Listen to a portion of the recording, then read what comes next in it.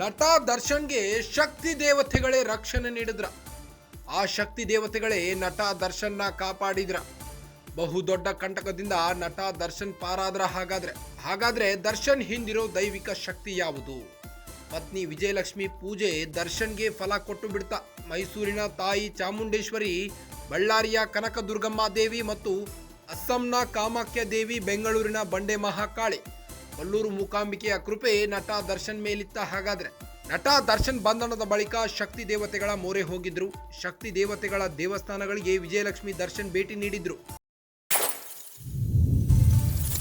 ಶಕ್ತಿ ದೇವತೆಗಳಿಗೆ ವಿಶೇಷ ಪೂಜೆ ನೆರವೇರಿಸಿದ್ದ ವಿಜಯಲಕ್ಷ್ಮಿ ಪತ್ನಿ ವಿಜಯಲಕ್ಷ್ಮಿ ಪೂಜಾ ಫಲವೇ ನಟ ದರ್ಶನ್ಗೆ ಶ್ರೀರಕ್ಷೆಯಾಗಿ ಬಿಡ್ತ. ನಟ ದರ್ಶನ್ಗೆ ಆ ಶಕ್ತಿ ದೇವತೆಗಳೇ ರಕ್ಷಣೆಯಾಗಿ ನಿಂತ್ರ. ಹಾಗಾದ್ರೆ ಆ ಶಕ್ತಿ ದೇವತೆಗಳೇ ನಟ ದರ್ಶನ್ನ ಕಾಪಾಡಿದ್ರ. ಬಹುದೊಡ್ಡ ಕಂಟಕದಿಂದ ನಟ ದರ್ಶನ್ ಪಾರಾಗಿದ್ದಾರೆ. ನಿನ್ನೆ ಹೈಕೋರ್ಟ್ನಲ್ಲಿ ನಟ ದರ್ಶನ್ಗೆ ರೆಗ್ಯುಲರ್ ಬೇಲ್ ಸಿಕ್ಕಿದೆ. ನಟ ದರ್ಶನ್ಗೆ ಬಿಗ್ ರಿಲೀಫ್ ಸಿಕ್ಕಂತಾಗಿದೆ. ರೇಣುಕಾ ಸ್ವಾಮಿ ಕೊಲೆ ಪ್ರಕರಣದಿಂದ ನಟ ದರ್ಶನ್ಗೆ ಬಿಗ್ ರಿಲೀಫ್ ಸಿಕ್ಕಂತಾಗಿದ್ದು, ನಟ ದರ್ಶನ್ಗೆ ಕೊನೆಗೂ ಬೇಲ್ ಸಿಕ್ಬಿಡ್ತು.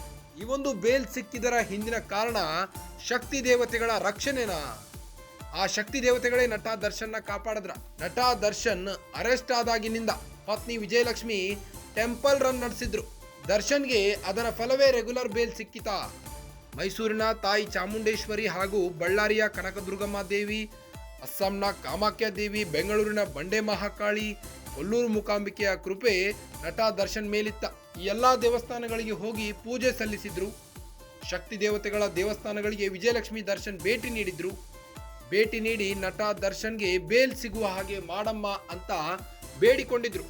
ಪತ್ನಿ ವಿಜಯಲಕ್ಷ್ಮಿ ಪೂಜಾ ಫಲವೇ ಈಗ ದರ್ಶನ್ಗೆ ಶ್ರೀರಕ್ಷೆಯಾಗಿದೆ. ಅಸ್ಸಾಂನ ಕಾಮಾಖ್ಯ ದೇವಿ, ಬೆಂಗಳೂರಿನ ಬಂಡೆ ಮಹಾಕಾಳಿ.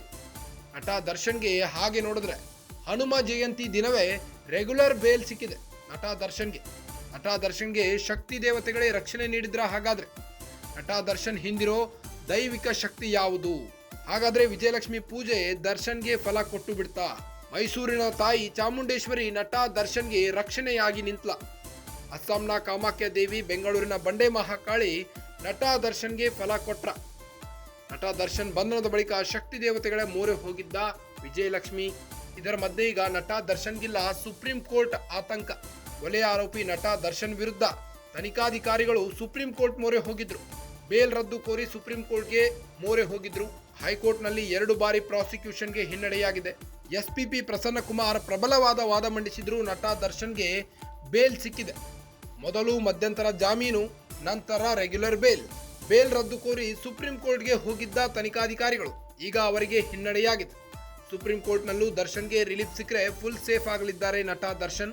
ಹೈಕೋರ್ಟ್ ಆದೇಶದ ಪ್ರತಿಯನ್ನ ಅಧ್ಯಯನ ಮಾಡಿ ಮುಂದಿನ ನಿರ್ಧಾರವನ್ನ ಕೈಗೊಳ್ಳುತ್ತಾರೆ. ಸುಪ್ರೀಂ ವಕೀಲರ ಅಭಿಪ್ರಾಯದಂತೆ ಮುಂದುವರಿಯಲು ಚಿಂತನೆ ನಡೆಸ್ತಾ ಇದ್ದಾರೆ. ಮೊದಲು ಮಧ್ಯಂತರ ಜಾಮೀನು, ನಂತರ ರೆಗ್ಯುಲರ್ ಬೇಲ್ ಸಿಕ್ಕಿದೆ ನಟ ದರ್ಶನ್ಗೆ. ಸಿ.ವಿ. ನಾಗೇಶ್ ಅವರ ಪ್ರಬಲವಾದ ವಾದ ಮಂಡನೆಯಿಂದ ನಟ ದರ್ಶನ್ಗೆ ರೆಗ್ಯುಲರ್ ಬೇಲ್ ಸಿಕ್ಕಿದೆ.